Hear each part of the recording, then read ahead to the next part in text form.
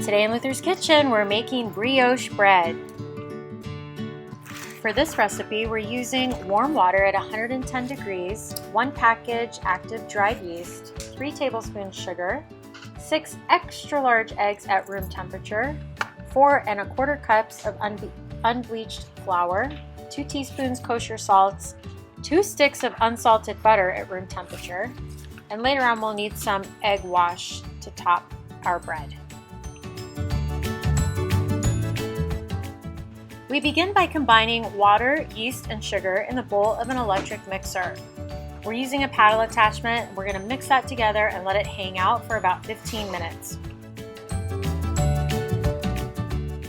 Once the yeast is activated and it's nice and foamy, it's time to drop in the eggs. So we're going to drop them in a couple at a time until the eggs disappear, and we can continue adding 2 eggs at a time. With the mixer rolling on low speed, you want to add in half of the flour, about 2 cups, followed by the kosher salt. And then you want to let this mix on low speed for about 5 minutes. With the mixer continuing to roll, you're going to add the last about 2 cups of flour in.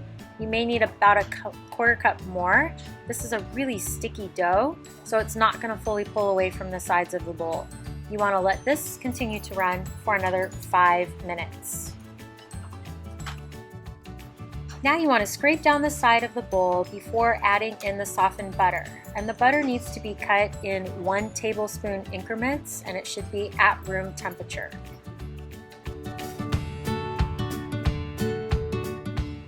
This is only going to make your dough even more sticky-er, so you may want to add another 1/4 cup of flour at this time.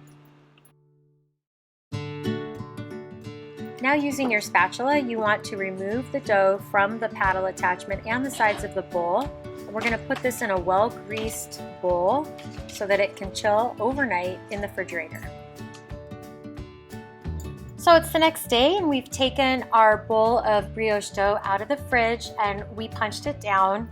It rose almost double in size, and we have cut the dough in half. So my intention was to make 1 loaf and the other half of the dough to make rolls. I just wanted to see what rolls would look like.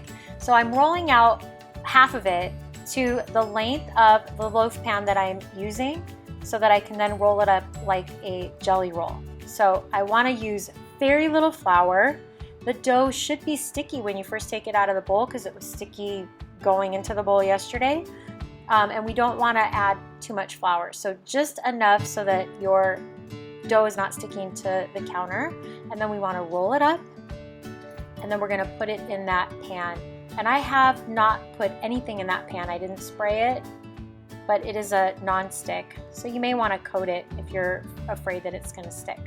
And then we are going to put egg wash on top of that before covering it with plastic and letting it sit for another 2.5 to 3 hours with a towel over it till it has filled the pan, or at least doubled in size. Now with this other half, I'm going to try to cut 6 equal pieces because I'm trying to make 6 rolls. And in retrospect, I probably should have cut 8 because my rolls ended up to be pretty large, even for a super large hamburger. So you can get at least 8 rolls, like a hamburger bun size, from this half quantity of dough, or 16 if you use all of it to make rolls. So I tried to be even. And then I'm going to take each of those pieces and I'm going to roll out a smooth ball. And for these, I'm using a parchment lined baking sheet pan, and I didn't put anything on the bottom.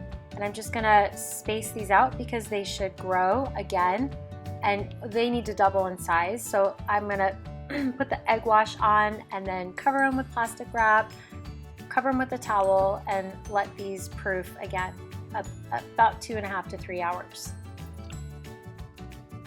For the egg wash, we are using 1 egg and a teaspoon of water that has been whisked very well.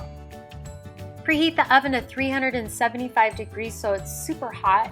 These are going to take a couple hours to double in size. I put plastic wrap on top after applying the egg wash, and it did stick a little bit, but next time I just need to remember to spray one side of that plastic wrap with some nonstick spray.